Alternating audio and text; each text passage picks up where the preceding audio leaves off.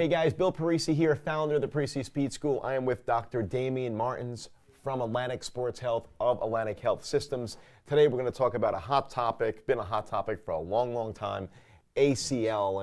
And Damion, first of all, what is the ACL and what happens when it gets injured? I know we've got this great model here. You're going to give us some insight. I will, Bill. We'll take a look inside at this knee here and think about the ACL. This is the structure here. It's the major rope or stabilizer for the knee. And its main function is to stop these two bones, the top bone here being the thigh bone or femur, and the bottom bone, the shin bone. It stops them from sliding forward on each other.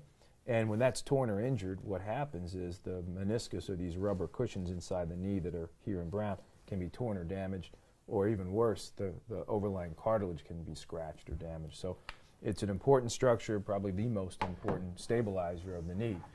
Now, the ACL typically tears when a femur goes one way and the tibia goes the other way, right? You get this twisting motion of the knee. It can be, and I think what a lot of people forget is that the vast majority of ACL injuries are non-contact injuries. 75% or so are probably not from direct contact or blow, but from deceleration, jumping, pivoting type problems. And so it is very important to remember that the knee twisting motion can cause a lot of damage to the ligaments. No, absolutely.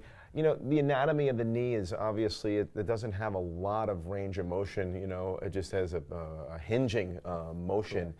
And when you think about such a devastating injury, can really be challenging to an athlete, you know, emotionally, physically. There's a lot of things that go on there. It is, and I think many times when the parent and the athlete come into the office, they're focused on the acute problem, whether or not there's a meniscal tear or cartilage damage.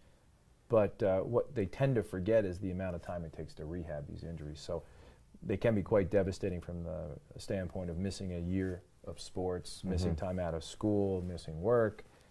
But more importantly, down the road, 10, 15 years down the road, the damage to the cartilage and the arthritis that can develop. So they can be significant on the musculoskeletal standpoint, but also emotionally. And we found a lot of athletes really struggle after a traumatic injury like this to return to play. Sometimes we'll have an athlete that's torn 2 or 3 times. Wow. And that can be very difficult for them to get over the hump. And we have the advantage at Atlantic Sports Health of having a great sports psychologist.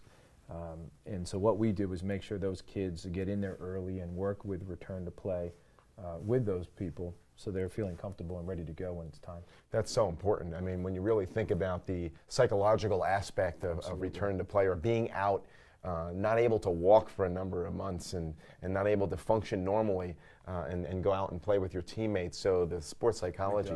What happens, I mean, for many of these young kids, this is their social network. This is their group of people. And when they're taken out of that for 6 months or 9 months, they really feel like they've lost the connection with the team and their peers.